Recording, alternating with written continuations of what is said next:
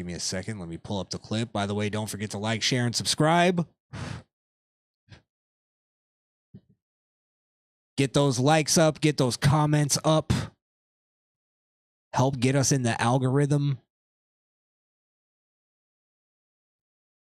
Help us take over the wrestling world. Help us rule the wrestling world. At least the podcast world. There's too many bitches. Too many bitches in the podcast, wrestling podcast world. And I think they're dictating the wrestling shows these days. And I talk about it all the time.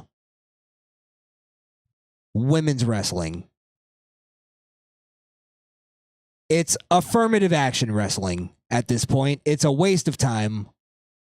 It's not interesting. It's not even good on the level of what the fucking smart marks like, where it's like, oh my God, the athletic prowess. He put on a 5-star classic. Like that kind of thing. It's like, I can't even appreciate it for that. I challenged people on my last stream. Give me a woman's promo that ever meant anything. That ever resonated. That can go on a top 10 list and you'd feel comfortable about it. Not in a political way. Not in an affirmative action DEI way. I'm talking in a way of like, wow, that wrestling can't live without that promo. Give me a woman that's dropped a pipe bomb promo in the history of wrestling. Nobody's ever done it. Nobody's ever given it to me. Now, this leads me to this clip of one Jade Cargil. She has some things to say about women's wrestling. And I'm just going to say this. The entitlement on this fucking broad is insane. Well, listen to this. It's a big deal. You know, one of our goals is to consistently have this belt on PLE events. So we want the fans to demand it because we're out here having these phenomenal matches. We have Bianca, we have myself, and, you know, again, we're so used to being solo artists and being able to work with her and to bring it together and have these matches. They should be demanding to want to see that. They should be demanding to want to see that. My question as an interviewer, the follow-up would have been, why should they, and this isn't even like a confrontational question. Why should they be demanding? Give us some reasons. Rattle off a few. All these great matches, all these phenomenal matches, she says. Name 5. Name 3. Name 2. Name 1. What the fuck is she talking about? If women's wrestling was really that good, she wouldn't have to go on interviews to beg people to watch it. The reason people aren't demanding for more of it is because they demanded for more of it 5 years ago. They got more of it and realized what a fucking bore fest it was. The women's revolution. Why haven't they had another fucking women's evolution pay-per-view? Because it sucked and people tuned out. It didn't even draw. It didn't draw enough even to be fucking affirmative action level. It's like we can't even afford to do this. We're going to take a hit.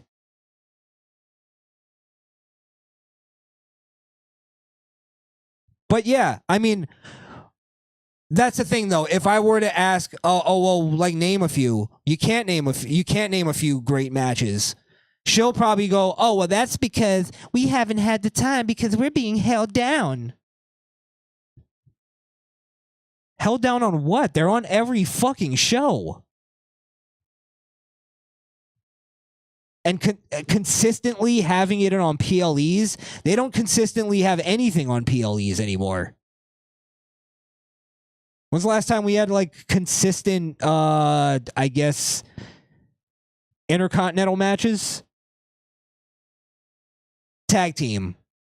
Let's get the tag team division popping first before we fucking have this this supplemented income bullshit. This subsidized programming. This PBS wrestling. Let's get the government. Let's make it a government write-off at this point. But saying they're having phenomenal matches as if they're just being held back and they're not getting the opportunity and they're on TV every goddamn week. Again, name me like anything good they've done.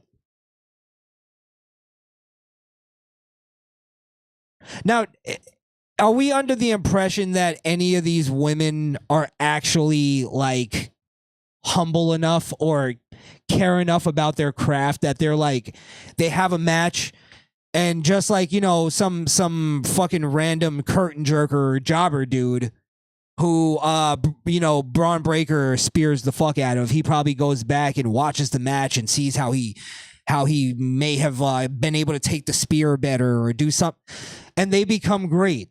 Are we under the impression that there's any women that are doing that are replaying their matches after they're over and honestly critiquing them, which is the really important part? Or do they wrestle a match and then think this is what they do? They wrestle a match, they go to the back and they go, "We killed it. We killed it." Every time, I guarantee you, because that's how women operate. Because they can't honestly critique themselves. It's impossible. Maybe some you could find. Maybe some you could find better than others. But there's dudes that go out there, and this is why women, it's like the whole lie of that women can do anything that men can do. And look, maybe partially there's a level of truth to that. Here's what's not true. Women can't do anything better than men. Women can do it, not better. And that's what I'm saying. There's guys out there that do that critique themselves. Like, for instance, Sami Zayn, I think I've heard him even say that, like, a lot of these guys will say that they think they fucking suck. They'll watch back a match. Sometimes they don't even like watching their own matches because they pick it apart too much. And that's what I think women miss. And partially, this is where men, we take fault. We enable and we create this fucking entitlement that they should be wanting to see us. Why? Just because you're doing it? Just because it's happening, I should want to see it? No, I got other shit to do. I literally fast forward through your stuff. Jade. And I gave her a chance. Fast forward every time. Because I'm tired of hearing ratchet ghetto babble from this Amazon woman. It's like, I don't need it. You're not doing anything special or anything entertaining or anything that people are going to demand to see naturally, organically. Step up your fucking game. Don't beg us. This is, again, though, just like, really, they're coming from the generations of women that were told their entire life, one, that they can do anything that a man can do. They were lied to. They were all lied to. They bought into the lie. And a lot of them that are around my age are starting to realize the fucking lie. But now they're a little too jaded and fucking miserable and angry for anybody to want to marry. So, you younger girls out there, take note. That's going to be you pretty soon. They fell for that. They fell for the entitlement, or the women can do anything a man can do, which was, basically created by the feminist movement. And it created this entitlement. And it's bitch ass dudes who sit there and will hear this message from Jade Cargil and go, you know what? I'm going to demand it. I'm going to demand it because maybe Jade Cargil will retweet me. Fucking, there's no one clamoring for women's wrestling except for maybe other women, because mostly women like men's wrestling. Let's be honest. Just like most women that are basketball fans like the NBA, they don't watch the WNBA, they watch the NBA. Which maybe the NBA could take note from WWE and just have the WNBA played like during their halftime or something. Just have like a quick 10-minute game. That's the equivalent to what WWE's doing, because they won't ever have them to have their own show, because it'll be WNBA. Nobody will watch it. So nobody's clamoring for women's wrestling except for maybe some women and a bunch of fucking incels who think that or think they actually have some kind of connection to these fucking women. Like, you saw the guy who was stalking fucking what's the lesbian broad's name? DeVille. He's stalking DeVille, and he's like, I just felt like I had a connection to her. I'm such a fan. It's like that's the women's wrestling fans. Why do you think most women's wrestling most women's wrestlers don't like going to meet and greets and don't like going to fucking Comic-Con and all that shit? Because it's like a bunch of fucking creeps drooling over them that aren't real men. That's why. If there were real men there that were drooling over them, they would love that shit. It's a bunch of fat incels that don't know how to speak to women that are their fans. And it's crazy because, like, women's wrestling would actually be a little more entertaining if they did, like, sexualize it a little bit and at least play up to the incels. Give them something to jerk off to. Jesus Christ. Have some of these women, like, look at Liv Morgan. She's like one of the top female wrestlers. And I don't even know what she looks like when she wrestles. I love Liv Morgan. I don't even know what her finisher move is called. It's because she plays up her sexuality. And it's like these women, they can't be sexual. Like, they're fucking beautiful. Like, more than half of I would say maybe about half of the WWE women's roster are like bona fide fucking 10s. Legitimately. But they come out and they're not, like, they look sexy, but they're not sexual.